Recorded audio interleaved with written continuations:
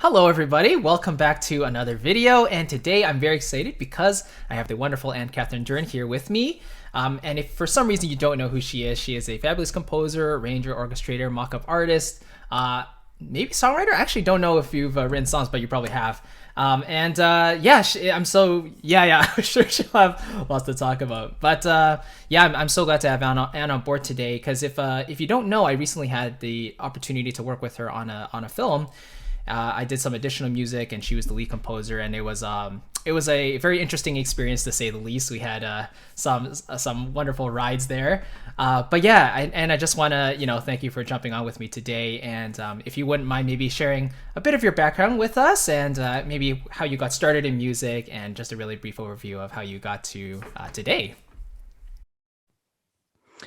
Sure. I mean, it's been a long journey. Oh yeah.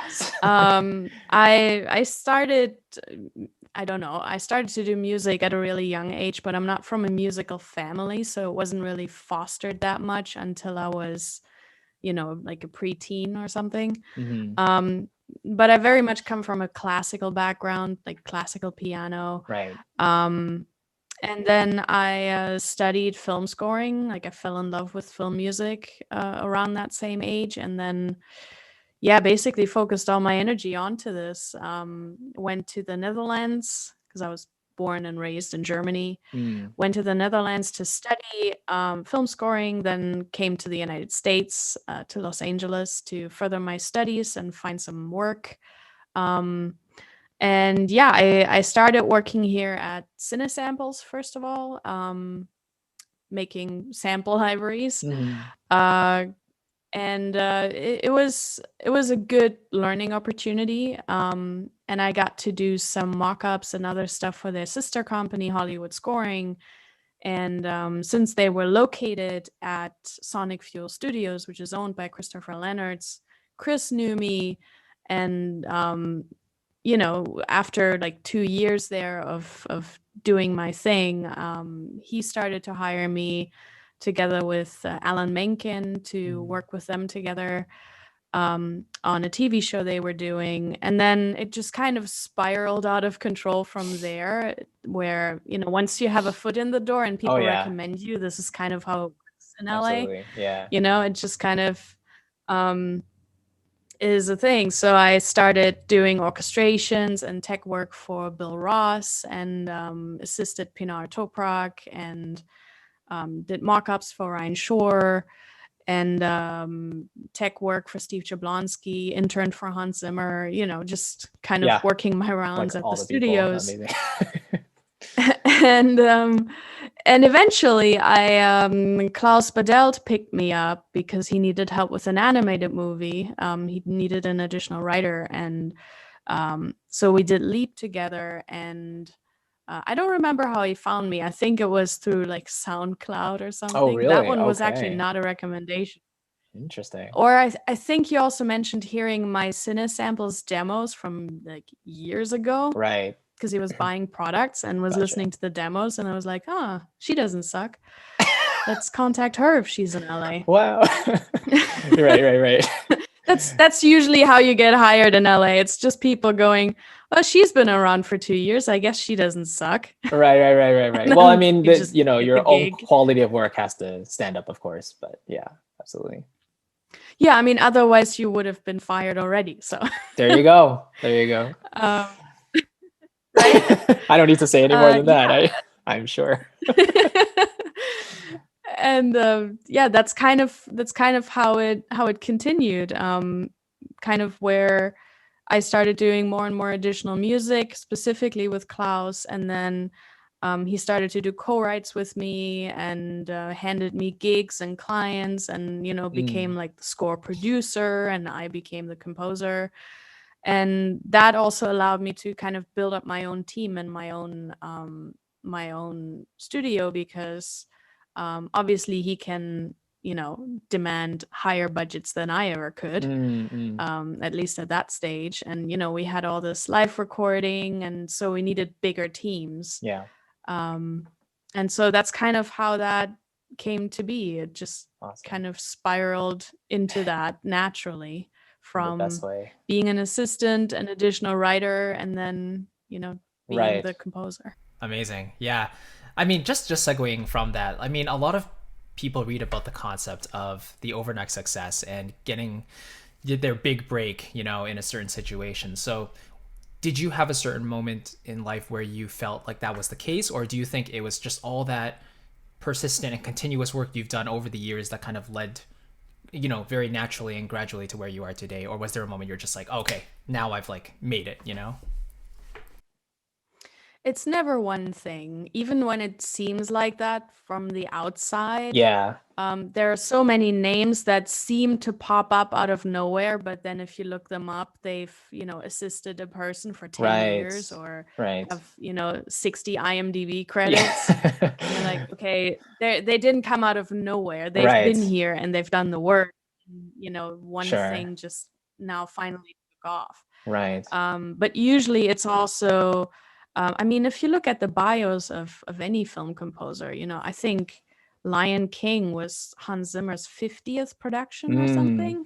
Right. Like he had scored a ton of stuff before that. Mm-hmm. So, look at Alexandre Desplat and Michael Giacchino, Yeah. before they got their big stuff. Yeah. It was like 10 years of, scoring like 100 movies. Mm-hmm. So Gotcha. I think it's really about, building up the trust because, people aren't gonna, Klaus didn't give me my own movie, like right out of the gate. Mm-hmm. Mm-hmm. He let me be part of his team. And then next time he, gave me a little more responsibility and then Right. eventually the co-write. But, it took years to build up that trust Sure. for him to go, okay, I'm going to tap out of this production now. You can do this by yourself, hire your own team, do the thing, Gotcha. So Wow. it takes a moment with executives, with directors, with producers, agents,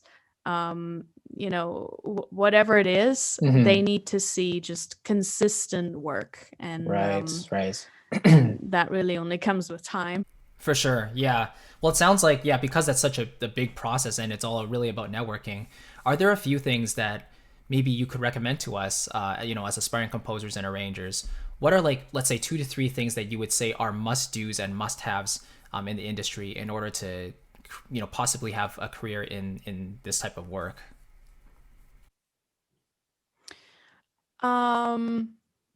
Good question. Definitely mock-ups. That's like the number one thing because sometimes we do movies where we have no live recording or very little live recording. Yeah. But even when we do have live recording, the mock-ups are mixed into the final product. So you always have to get your idea across as best as possible because you're presenting it to people who don't have music training. So they don't have the imagination to go, oh yeah, this sounds a bit wonky, but it's just because of the mock-up. They don't care. They want it to sound good. Of course. So that's like the number one skill, I would say. And then speed, writing speed. That's actually usually the issue. When I hire new people, it's usually the, hey, you gotta be creative on a deadline. Step up your game. Come on. Right. Yeah, I mean, usually the beginning of a project, everybody's kind of slow trying to find the sound and kind of, dig in there. Yeah. But then like after a week, usually the pace picks up and everybody's like, okay, now I can do like a minute of music a day or 2 minutes of music. Right. Now we kind of have figured out what this is about and we can reuse material, adjust material. Right. But yeah, speed and being economic about stuff because, schedules are tight sometimes. Yes. That would be another thing. And being a good team player, I would say. Yeah, absolutely. And I mean, that's just, I would never hire someone, no matter how good they are, if they don't get along with the team, then, I mean, you've seen how much time we spend together just on Slack. Right. Now imagine that same thing, but people being in the same room or in the same building, having to hang out that much. Yes. Like you can't, not be a team. Absolutely. Well, it's funny you mentioned that because I think something that's underappreciated and not talked about enough, aside from the technical skill, is being a people person and, like you said, a team player. Because I find that, you know, for myself, when I'm working with other people, if I have a client or something, for me, one of the most important things is the vibe, right? And just being able to respond back and forth in a you know, positive way without either person feeling stepped on or smothered. You know, it has to be open at all times. And I definitely felt that, you know, in our project. So that was It was a really nice experience in Yeah, that regard. sometimes I have the awful task of having to bring the hammer down. Mm, Like, you guys need to be faster, or you guys need right. to, like, I felt really sorry because, you know, Lars was feeling Oh, so sick, absolutely. and I was Yes. like, I'm so sorry, but you have to. We need these Like, cues. there's no other way. Of course. Yeah. I don't know, but miraculously, you know, we just found a way through. And as I said, I said, looking Yeah, back, we you always know, do. yeah, you know, and I, honestly, yeah, it was just a really looking back now is a really fun experience to definitely learn a lot from. So kind of transitioning to kind of last year when everything kind of turned upside down, how did that kind of affect you personally and your I guess your life and work, so to speak? Did that really affect a lot? Did you find that the transition to being even more online was any like difficult at all, or was it just like, oh, this is it now? So I mean, I'm an introvert anyway, so I'm not really out and about every day. fair enough. Um, but it didn't actually change that much, other Mm, than making me more uncomfortable to go outside. mm, But in general, I mean, you've seen what it's like to work on a movie. It's mm, all consuming. You're doing nothing else pretty much. You right, get up right. in the morning, you start to do the thing, Yeah, you do whatever else you have to do, then you go back to doing the thing, right. and then at some point you just fall asleep. Hmm. And then once you get back up, you start the whole thing again. Right, I mean, normally we take days off in the week, like 2 days. I've made that a thing in my team. right. With our project, that wasn't possible because, I mean, that was Yes. just crazy. Yeah. Um, but I was like, can you do a feature film in 2 weeks? And I'm Right. like, okay, We, that's no days off. right, exactly. But we did it. We made it. But it's usually that consuming, especially when we come up on recording sessions, which we didn't have on this one. But Hmm. when that happens, it just, the team explodes and the responsibilities explode, because then we have to print different kinds of stems and prepare files for the orchestrator, proofread the scores, Mm, you know, send stuff to the copyist, make a recording order, you know, all kinds of stuff. Pro Tools session prep for the engineer, get on a call with the engineer to talk about what we have in mind, the mm, mixing process, the recording process, which is usually at night because we're recording in Europe usually. right, Um, so we're basically prepping sessions, and then at 1 a.m. the session starts, and right. then sometimes 10 a.m. we're done, and then we take a nap, and then we get back to work in the afternoon to That's prep the life. next Oof. session. Right. Damn. Yeah, so when we're in that mode, it just gets so crazy that, you know, quarantine is just a thing in our Yes. lives, Yes. whether there's a pandemic going on or not. Right. It did impact one project of mine, at least, or two. One had to be postponed, and then another one was supposed to have live recording Mm, April last year. right. Right. That didn't happen, or Right. it happened in a very different way. And the movie keeps getting, you know, its release postponed. So it's been affecting that a little bit. But Gotcha. work-wise, I've been pretty lucky, because I have a lot of European and American productions. Mm, So wherever the shutdown is happening, yeah. since it wasn't happening at the same time, it kind of really worked in my favor. So I still had Gotcha. a ton of work. Right. And then, yeah, I just couldn't have on-site people, so it was just remote work. gotcha. Yeah, I mean, that's great to hear that, you know, you have that kind of American and European base. So that's kind of the thing I wanted to touch on is how relevant do you think it is to be in a specific location nowadays, especially with today's climate, versus, working remotely online for most of what we do. Is it as much of a factor now, or do you think it's going to be less of an issue moving forward? Um, I think it really depends. Mm. If you're an additional writer, you can probably be elsewhere, but you still have to make the connections first Sure. Yeah. with the people who would be hiring. So that's kind of the tricky part. Like I would not have had any of my jobs if I hadn't been here Right. in LA. But I think there are a lot of things you can do offsite, which we've seen now. But I think it's still preferred to have people on site. Especially also, it's really kind of difficult to manage because you were 3 hours away from me, and then Right. Lars was 8 hours away Right. from me. Absolutely. And I was like, just trying to communicate at any given hour of the day.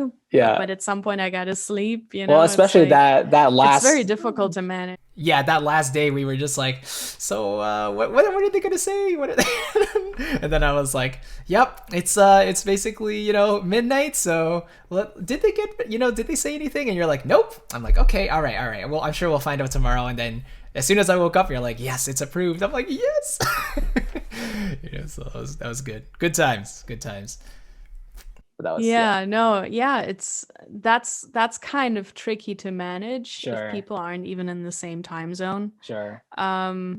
But there's a lot of assistant stuff that just needs to happen on site. There's a lot of, I don't know if you've ever seen the studio lots in Los Angeles, but Not in person. they are, you know, like little cities pretty much just for film making, and Yes. they're amazing.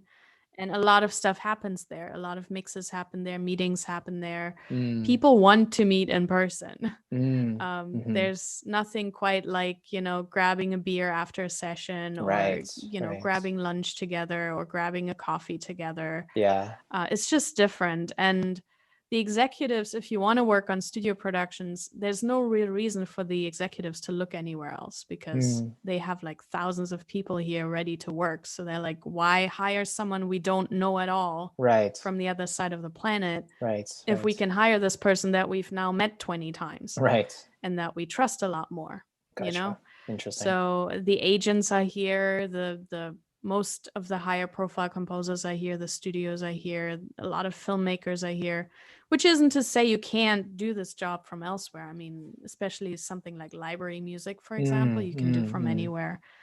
But yeah, I think if full-time is still is someone's goal, I would move at least to a bigger media city where stuff is made. Right. Because I think otherwise it's just going to be hard to find enough clients to do this full time. Also, on bigger budget productions, there's also the issue of security. So a lot of stuff has to happen either on the studio lot or on a secure separate lot. Okay. So they actually check that your studio has specific security requirements met. Like a specific alarm system, a specific firewall, and all this kind of stuff. Wow. Otherwise, they're not allowing the picture to be on your premises. So that's kind of why also a lot of higher profile composers can't really hire people from, you know, like off-site, because right. You know, they're not allowed to give out the picture anywhere other than inside their own building. Wow. Yeah, I had no idea that was a thing. That's it, really. That's interesting. Yeah. Yeah. The more you know. But I guess like that, it sounds like, yeah, to be, you know, go full time into scoring and writing for media, it's location kind of does matter then, just to make those in-person connections, which is always I guess much more authentic than, you know, online for sure. But I guess at the same time, because so much of stuff has gone online as well, I feel like maybe there have been more avenues for potential work in music nowadays, like you said, copying or orchestrating or mockups or anything like that.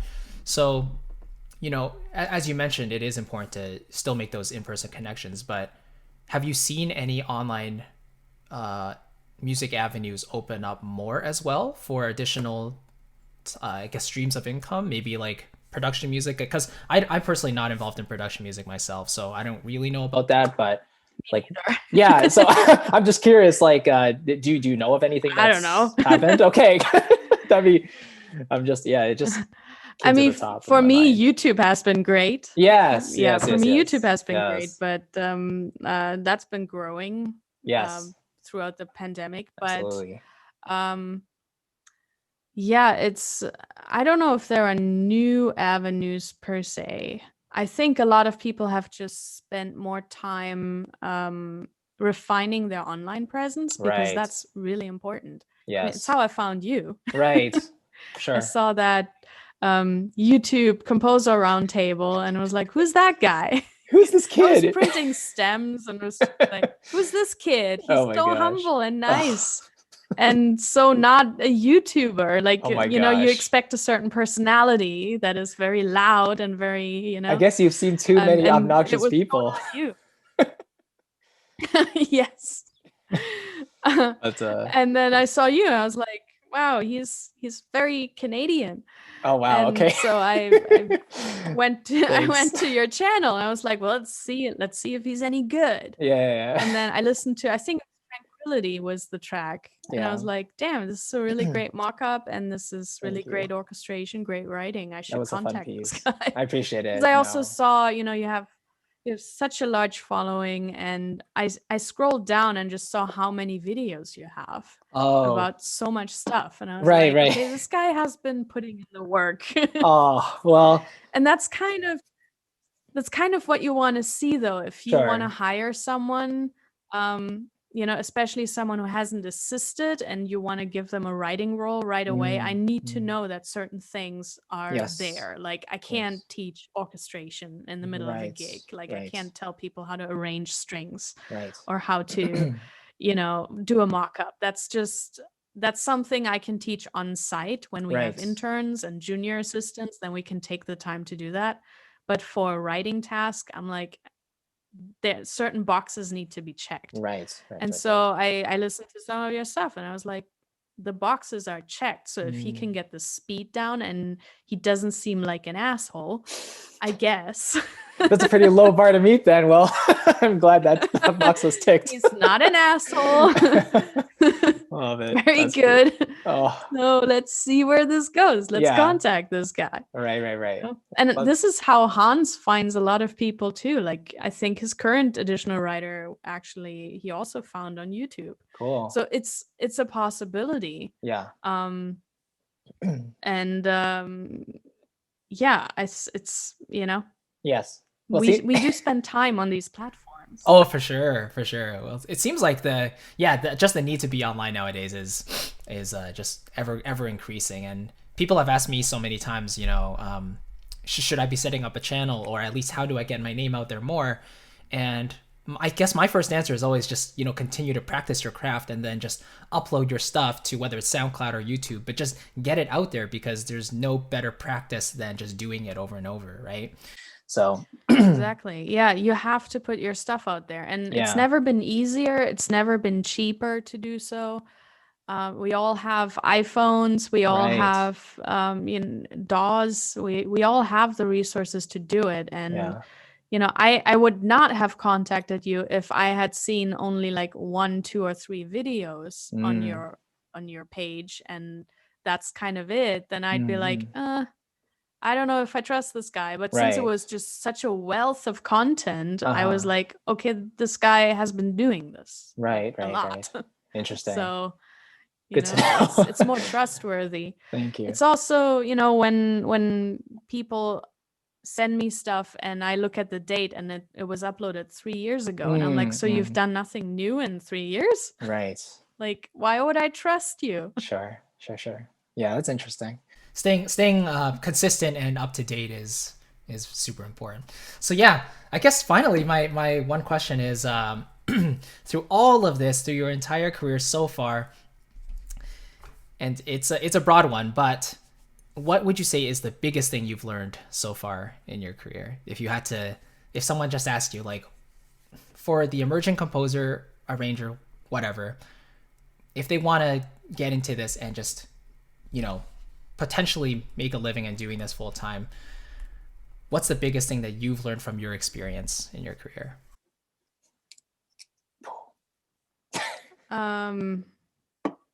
Wow.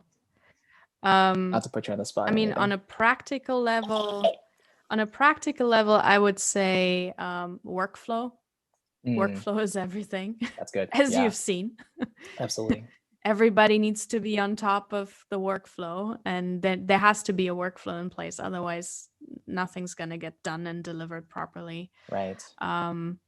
But from a more like life advice type point of view, which I'm still learning, is patience, because it takes so long. It's such a long game. It's such a marathon, and it's so easy to burn the candle at both ends, and to also feel like everything is, the end of the world, and everything is, because it's really difficult. You get so much rejection. Right. Sure. Every single week you pitch for stuff, you don't get it. You have meetings, and they say they want to work with you, but then you don't hear from them for months. Oh yeah. It's like a constant, it's a constant no until Right. there's one yes, and then there's again 100 no's. It's like being out of work, but you have to send out 200 applications to get that next job. But the next job is only going to last 2 months, and then you have to send 200 applications out again. It's like being unemployed every 2 months. Yes. Wow. And I know how anxiety people feel right now because so many people are unemployed. Yeah. Having to send out so many applications and getting so many rejections. And I'm like, this is our life. This is every day of our life. And it never stops until you have A-list status and people come to you. But until then, it's like just a constant trying to convince people to work with you. Right. That's and trying to run your business at all times, trying to sell yourself at all times. And it's so exhausting. Sure. It's sure. I think pacing myself is gonna be the big challenge for me. And my manager also tries to kind of, sometimes put the brakes on a little bit, and is like, patience. All in good time. Give it another year. Right. Give it another 2 years. You're putting in the work. You're on the right journey, but it takes time. Yes. So that's really, you got to stick with it for a long time before anything good is going to happen. Yeah. Well, I have to say, some of the people you mentioned at the very beginning are people that I've looked up to for a long time. Ellen Menken, Pinar, these people, to me, they have that like A-list status, right? And I'm sure to most other people they would as well. So to say your path is on, or sorry, your career is on the right path is an understatement. I think from what I've seen, you're shooting up. So I definitely think it's obviously just a matter of time. You're just, continuing to work your ass off. So it's really paying off.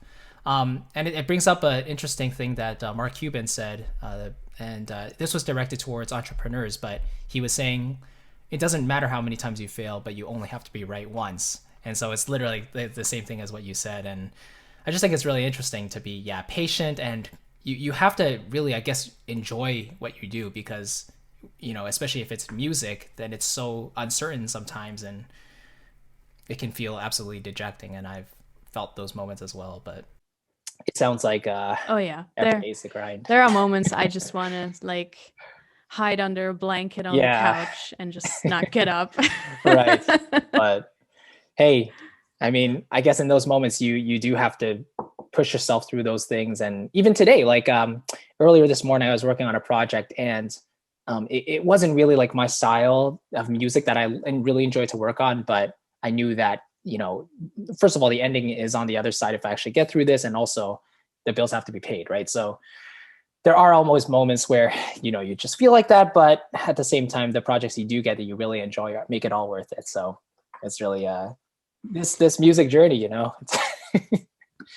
And I think that's also still, I think unless you really reach the top of the top, you don't really, to me, that would be the greatest luxury. People always ask me like, what would be like the highest level of success for you, like winning an Oscar or something? And I'm like, sure. But to me, it would be that when these bigger productions are being made, my name is tossed in the room as a potential candidate for it. Yes. And that I have the ability to choose what I want. Because, you know, even at my stage right now, like I have plenty of work until well into next year. But I rarely turn stuff down at even at this stage, because I'm like, well, you never know. You never know what's Exactly. going to happen. I don't know. You know, sometimes I do stuff I'm not 100% passionate about, or that doesn't pay so well. Or sometimes I do stuff that pays well, but I'm not, you know, really into it. Yeah, yeah. You know, because you're still in that limbo of, you know, yeah, I have enough work now, but what about, Right, you later. know, Yeah, yeah. half a year from now? What about Sure. a year from now? So yeah, to me, that would be the biggest luxury, to just have financial independence completely, Right. and just be able to pick and choose exactly the projects that I want. Yeah, every musician's dream. I think you're either like the artist, the composer, or I guess, I don't know, you're on the other side. But yeah, the ability to pick what you want to do is obviously a luxury that most people can't afford, but unless you're at the top, like you said. But man, it's yeah, it's been a wild ride so far, but it's really good, you know, really great to see where you're at, and the fact that you're, you know, posting more on YouTube and continuing to produce stuff is fantastic. I think your latest video was about working for free, right? Whether that's like I guess a good or a bad thing, and it stirred up a lot of discussion, which I read some of that. That was wonderful to you know, take a look at and learn a lot from. So yeah, keep doing what you're doing. It was forever ago. I know, but I need to edit another video. I I know. recorded some, I just haven't edited them, because I'm like, Okay. when am I gonna do that? Yeah. Right, but I have no time.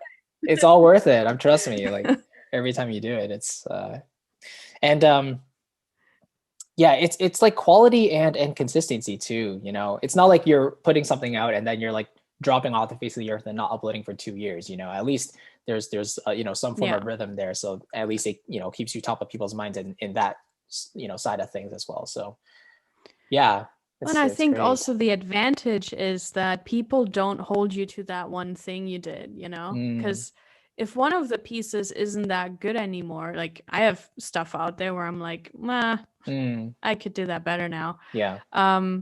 But if you go to my, you know, Spotify or something, you will see so many soundtracks that it's like, you know, even if one of them isn't that great, in the grand scheme of things, it doesn't really matter, because Right. you know, there's enough quality work there that people can pick from. So if there's a couple of stuff where I'm like, that was a shitty cue, Right. Doesn't, you know, doesn't whatever. matter. You know, Yeah, whatever. that's not gonna make or break my career. So Sure. I think people will get a lot more relaxed about what they put out there, because I see so many specifically students go, yeah, but how do you know what to put out there, and when, and you know, when do you know it's ready, and what if you don't like it anymore? And I'm like, it doesn't matter. Yeah, you're just Like, getting it done. just put it out there, and then put more out there, and in the grand scheme of things, it's not gonna matter. Nobody is looking at Mozart's symphonies and picks the bad ones. Right. Like, Very true. he wrote so many, it doesn't really matter. Yes.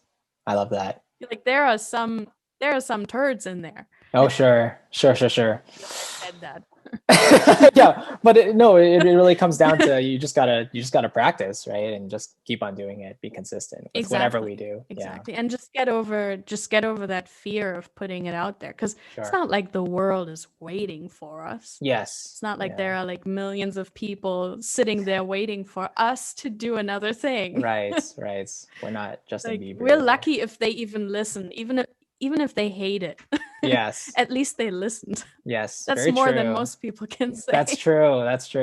Well, it's funny you mentioned that. Like I have a couple pieces where few people in particular are just like, oh, that piece didn't live up to the hype. Oh, what is this? This is like a pale imitation of something else. And then I'm like, well, yeah, I mean, you added to my view count, so thanks. You know, but on the other end, it's like, okay, all right, well, nice to know that there's opinions out there, you know, rather than just, oh, nice track. And it's also so interesting. It's really interesting to me to, for example, go to my Spotify and see what my most popular tracks are sometimes, because I'm like, that one. Right. Right. Yeah. Like, Yeah. it's usually tracks that I did not expect people to like Yeah. tracks that I think are just average.